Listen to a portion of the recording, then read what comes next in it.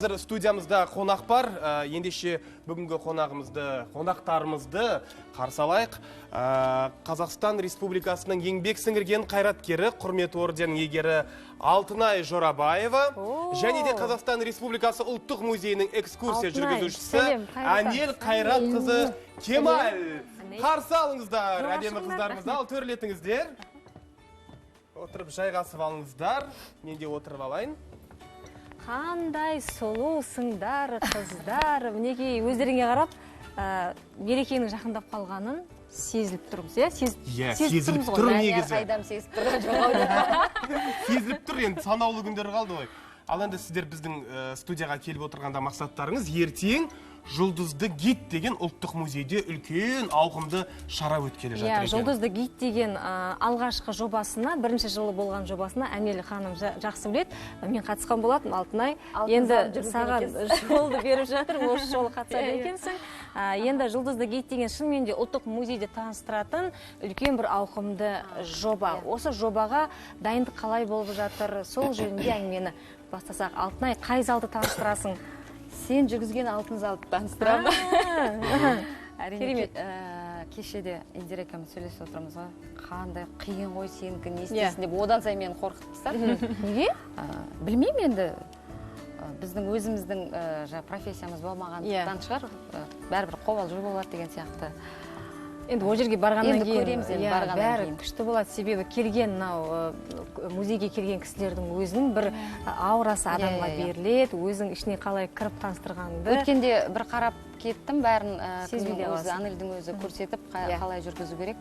Соның бәрін көргенде есіме түсетін шығар деп болды. Анел шеберлік дәрісін өткізді дейсіз ғой сол жерде. Бір рет өз жүргізіп өткен. Ал Анел, бұл бірінші рет ұйымдастырылып отырған шара емес, осымен екінші рет, осы туралы өткен жобалар туралы өзіңізді айта кетсеңіз. Екінші рет ұйымдастырылып жатыр. 2015 жылы тұңғыш рет ұйымдастырылған болатын ол күні.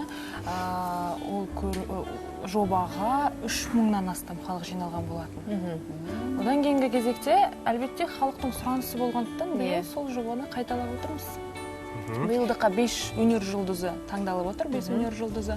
Ол Қуандық Қыстақбаев, Әділ Ахметов, Алтынай ханым Жорабаева, Индира Расылхан және Шахрезат Сейдахмет.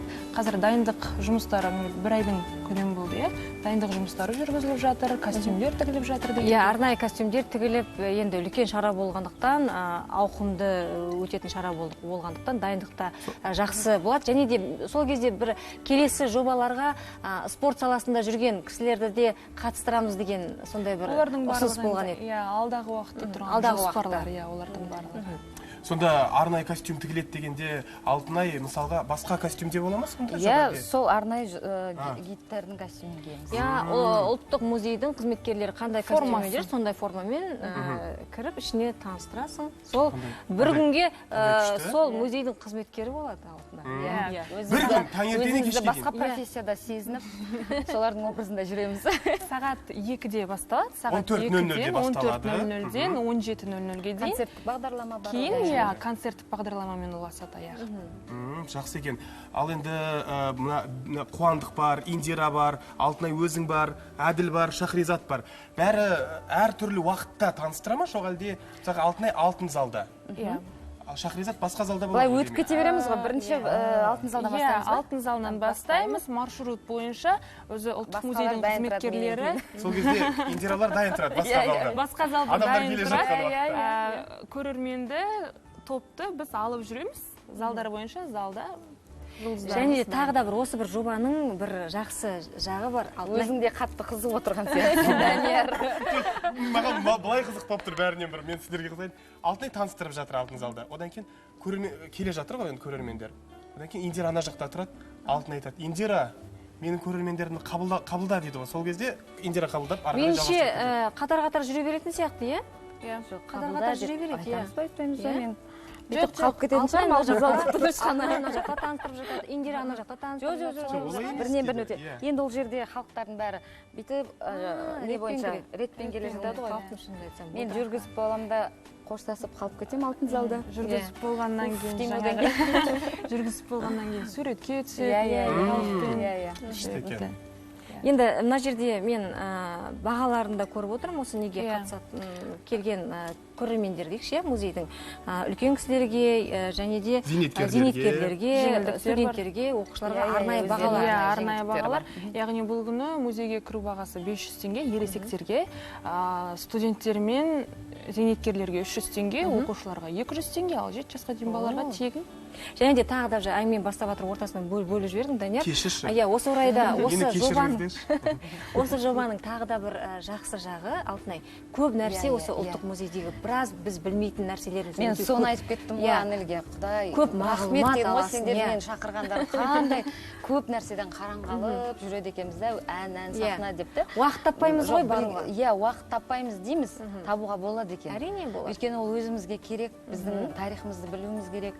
Соның өзінде мен шыны керек алтын залын бергенде өте қатты қуандым. Өйткені біздің жәдігерлеріміз, мына қазба байлықтарымыз жайында айтылады да. Соны көріп, міндетті түрде қыздарымды алып келемін деп. Менің мектепте бір кемшілігім болды, мына даталарды жаттай алмайтын негізі. 1865 жыл, 1918 жыл деген сияқты.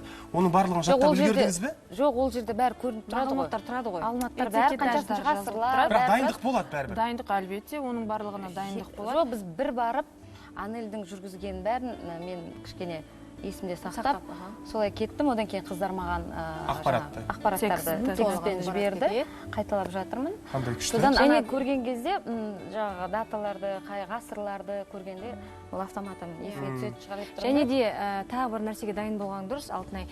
Мына оқушылар тарапынан сұрақтар өте көп қойылады. Мына үлкен кісілер бар ғой, келетін оқушылар үлкен кісілер жағынан кісілер тыңдап, айналайын деп батасын беріп, сондай жағдайлар көп болды да, ал мына балалар жағынан, оқушылар жағынан енді олардың білетіндері өте көп. Анау қалай біліп тұрған сұрағын сенен сұрайды ғой. Абайлап оқушылардан дейсің ғой, Гүлнұр. Алдын ала ескертіп жатқаным ғой. Үйтіп айтасың, жаным, сен соны маған айтып берші деп айта саламын. Өйтуге де болады, иә. Ал енді тағы да көрермен естеріне салайық, ертең ұлттық музейде сағат 14:00-ден 17:00 аралығында Жұлдызды гид атты үлкен шара болады. Соған баруды ұмытпаңыздар, бүкіл астаналықтар, қонақтар. Ал енді 8 наурыз келе жатыр, енді көктем. Енді сіздердің таңертеңгі тілектеріңізді тыңдай отырайық. Осы мереке қарсаңында. Бүгіннен бастап менің бір 2 күнге дейін бастығым Анель болады. Анель бастасын дейсің ғой, бастықтан кейін. Келе жатқан наурыз мейрамдары жалпы баршаңызға құтты болсын. Осылай шақырғандарыңызға үлкен рахмет. Тағы да айта кетейін, ұлттық музейге ертең келіңіздер. Алтынай ханым, ұлттық музей ұжымы сіздерді құшақ жая қарсы аламыз. Алтынай, рахмет. Иә, көп рахмет, мына Таңшолпан бағдарламасына шығып, былай жаңағы өзіміздің шығармашылығымызбен бөлісіп тұрамыз әрине. Біріншіден ұжымға рахмет айтамыз, екіншіден ұлттық музейге Дархан Мыңбай ағамызға сондай бір үлкен алғысым шексіз, өйткені сондай бір біздің жәдігерлерімізбен, біздің қазба байлықтарымыз, біздің дүниелерімізбен таныту мақсатында тек қана осы жобаны бастағанның өзі бір үлкен бір ықпалда біздің өйткені өнер адамдары танымал болғандықтан соларға қарап жағы бет бұрады. Сол үшін рахмет айтамын. Келе жатқан аналарымызды, аруларымыз, әжелеріміз барлықтарыңызды шуақты біздің 8 наурыз мерекесімен құттықтаймын. Отбасыларыңызға амандық, бақ, береке, бірлік, дәулет тілеймін. Бәрекелді, қазір енді біраз минуттардан кейін біз Алтынайдың орындауындағы әдемі әнді тыңдаймыз. Ал біз енді Гүлнұр, Анель және үшеуміз енді ертеңге дейін қоштасамыз. Иә, көп рахмет айтамыз. Анельге ертеңгі болатын іс-шараға үлкен сәттілік тілейміз осы музей ұжымына. Және де Алтынай ханымды біз ортаға шақырамыз. Алтынай ханым жаңа біздің аяулы аналарымызды, қыздарымызды мерекесімен құттықтап жатыр. Мерекемен құттықтау дәл қазір осы біздің Таңшолпанның қонақжай студиясынан басталады. Бақытты әйел деген керемет әнді өздеріңізге арнап орындайды. Біз өздеріңізбен келесі Таңшолпанда кездескенше сау болыңыздар дейміз. Жақсы.